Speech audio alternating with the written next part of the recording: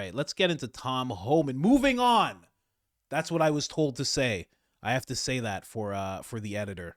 Moving on. Tom Homan. He was not playing. He was speaking at CPAC, and he had some wild stuff to say. First off, he's talking about going after Boston. I think he's going after the governor or the mayor. Listen to this. I read a story last night, the police commissioner of Boston.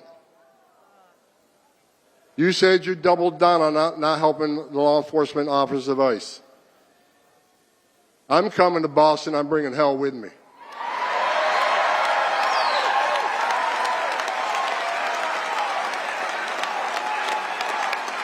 This guy might run for president.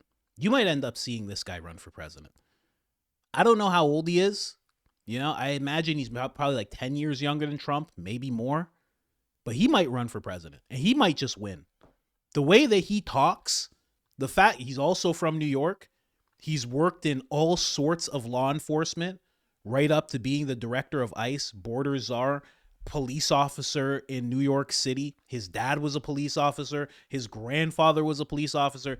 This guy might end up running and becoming president. I could completely see it happening, you know? Obviously, I think I want to see Vance be president, but I think this guy would dominate. Just the way he talks. Just so straightforward.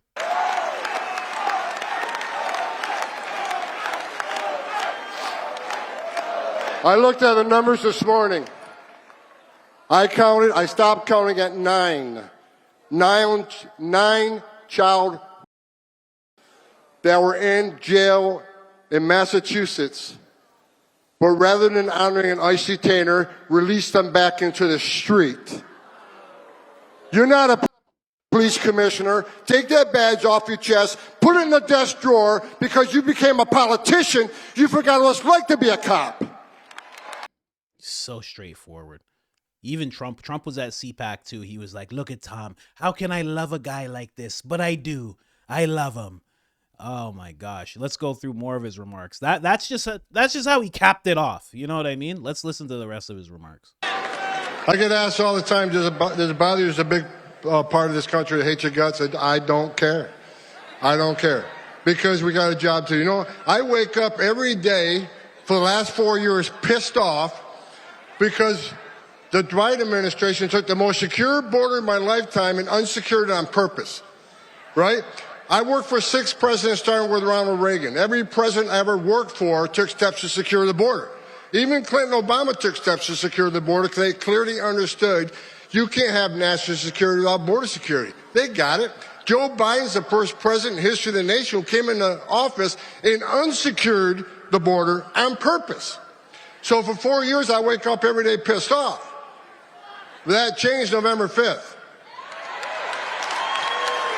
Now I wake up every day excited because I work for the greatest president of my lifetime, Donald J. Trump.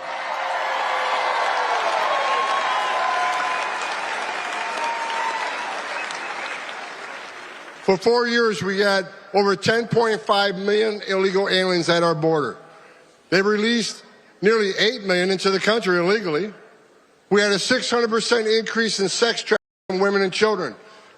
We had a record number of known suspected terrorists and people on the terrorist watch list crossing the border. Under Trump, we had 14 in 4 years. Under Joe Biden, just shy of 400.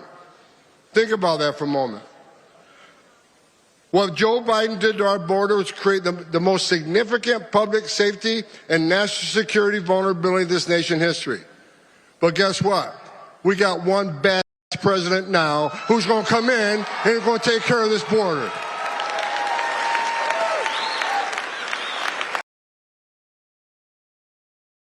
When it comes to politicians, I usually don't have to worry about them swearing. This guy's the only one because he's not a politician. Usually I'm like, oh, let's watch the video. There's no telling with Tom Homan. He'll say whatever he wants. Somebody said Tom 2028. Yeah, that just might happen. That just might happen. I could see Trump endorsing this guy 100%. 100%. Someone said, what's up, Coach Jay Underwood? What's up, man? Glitch TV. He reminds me of Hank from Breaking Bad. He's Hank from Breaking Bad, but he would have caught Walter White right away. Right away. He would have said to him, I'm the one who knocks. He would have said that to him. He would have been that guy. He would have looked at him and said, tread lightly. That's what he would have done. Like, no problem. Would have arrested him right there in front of his whole family, in front of his son. Dad, what's going on? Just would have arrested him, no problem. Wouldn't have ended up like Hank from Breaking Bad, I can tell you that much. Look at the numbers last few days. I'm telling you, every morning I get up, I can't wait to go to work. Because I know that I have a president who's going to open up every avenue of law enforcement to this great nation. In under 4 weeks, we have illegal crossings on the border down 95%.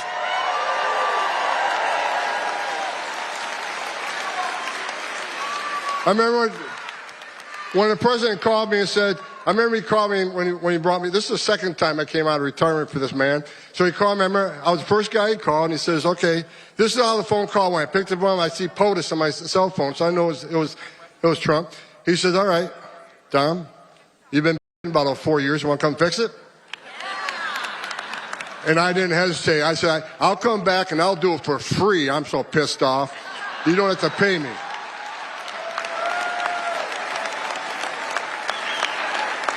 And look, in less than a month, illegal crossings down 95%. ICE has arrested over 21,000 people in the nation. You know, 21,000. People were talking about this 21,000. They were doing the math and how that won't be enough, since it's speculated that anywhere from 13 to 20 million have gotten into the country in 4 years, if you did the math on the 21,000. So it actually has to go up tremendously in order for them to extract everybody that came in under Biden. And a lot of people are speculating that they won't be able to do it. I don't know what they're going to do to up it. Recently, they fired, I think it was a person who was just below Tom. They fired that person recently. I don't know who they're going to replace him with, but apparently Trump and probably Tom himself were upset with the numbers and they wanted more. So we'll see what actually happens with that, because you would have to get it to a good 250,000 a month to even really dent the number of people that came in. Even 250,000, you might have to, like 500,000 really, if you really wanted to get everybody out. But some people are getaways. There's millions of getaways. If you don't know what a getaway is, they're just a person who didn't have to go through Border Patrol. They snuck in undetected completely. And there's millions of those. So it's hard to even detect. People always say there's like 330 million people in the United States of America. I would say it's probably 400 million. Probably. This isn't the first time there's been getaways. 400 million is like conservative. Gotaways. Under President Biden, the gotaways, 2.2 million people crossed the border, weren't arrested because the Border Patrol was too busy making sandwiches, changing diapers, making babies, making hospital runs, dealing with humanitarian crisis. 2.2 million people crossed the border and weren't apprehended, weren't fingerprinted. We had about 1,800 a day in 2023. You know how many had yesterday? 48.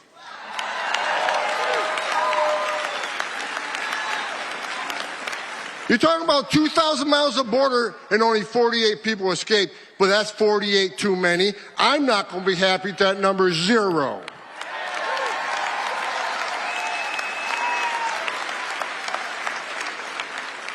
Now we're getting a question. Well, you said you're going to concentrate on public safety threats and national security threats, but you arrested non-criminals. Yeah, damn right we did.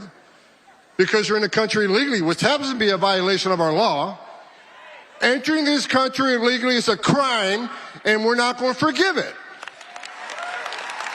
This guy is the best.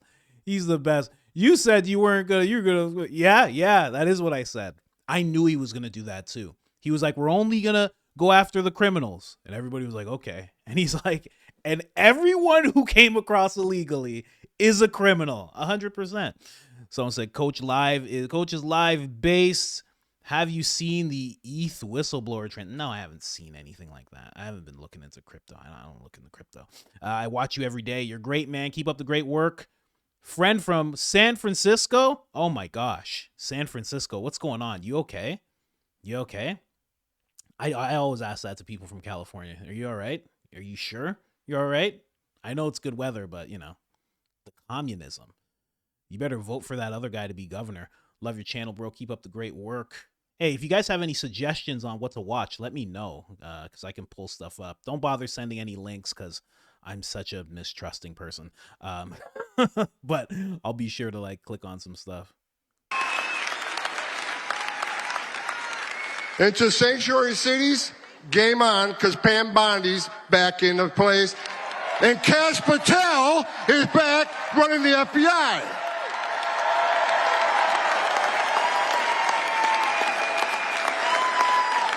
President Trump brought together one hell of a team, and every time I see one of these people get nominated and take their oath for office, I just get that much more excited. I'm afraid I'm going to have a heart attack one of these days because it just keeps getting better. Sanctuary cities are a sanctuary for criminals.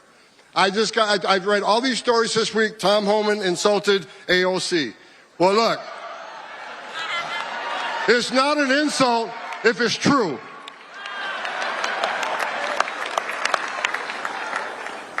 She says Homan has no game, he has nothing on me. Look, you can claim you're educating people according to their constitutional rights. I think she's a long ways away from being a constitutional scholar myself. Bottom line is, we know what the game is. You can claim you're educating people to their rights, but we know what the end game is.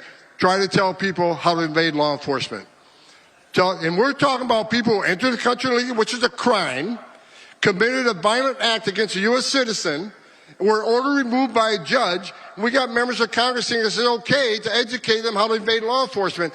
Look, we're not making this up. We're enforcing the laws enacted by Congress, and we're not going to apologize for it. Not under this administration.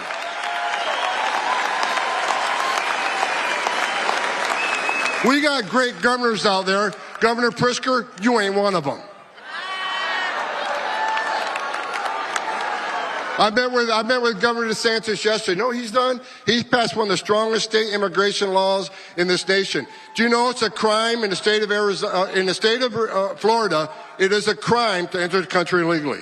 He made his own state law. He has passed a law that he will fire any mayor or sheriff that doesn't help ICE enforce immigration law.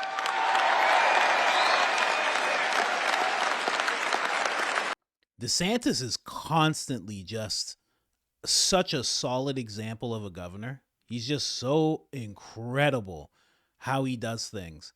I suspected him of being a Trojan horse when he was running for president just because of certain things he was saying. But man, every single time he just comes through. He also, I was actually going to cover it. He started his own Doge tax task force just recently. He's trying to pretty much audit himself and his state. He's trying to get rid of agencies. This guy just follows suit. He sees what Trump's doing and he just follows the way. Same thing with this immigration stuff. He just decides, oh, okay, is that what we're doing? Okay, cool. I'll do it. No problem. But Byron Donalds is up for governor. You know that? Byron Donalds might be the governor of Florida. Trump endorsed him. Heavy endorsement. Solid endorsement. Byron Donalds hasn't even announced it yet. And Trump was like, run. You should do it. You have my support. Wild.